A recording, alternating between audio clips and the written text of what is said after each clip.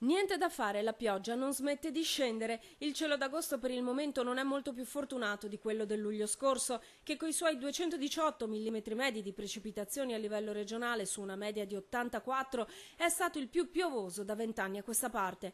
Anche questi giorni di pre-Ferragosto saranno segnati da piogge, temporali e grandine, con temperature molto più fresche rispetto alla media. Torna l'allerta meteo, arriva una nuova perturbazione di origine atlantica. A partire soprattutto da mercoledì pomeriggio avremo temporali anche molto forti con grandinate, raffiche di vento e anche nubifragi che porteranno un significativo poi abbassamento delle temperature, quindi il caldo umido di questi ultimi giorni sarà destinato a lasciare spazio a una situazione sicuramente molto più fresca. Un'instabilità costante con, secondo le previsioni, un weekend più fresco, con sole e nuvole, ma non una situazione normalizzata. Dicevamo di luglio. La pioggia è caduta sul Veneto con una media del 160% in più rispetto alla media mensile, ma in zone come la pianura tra Livenza e Piave si parla del 303% in più.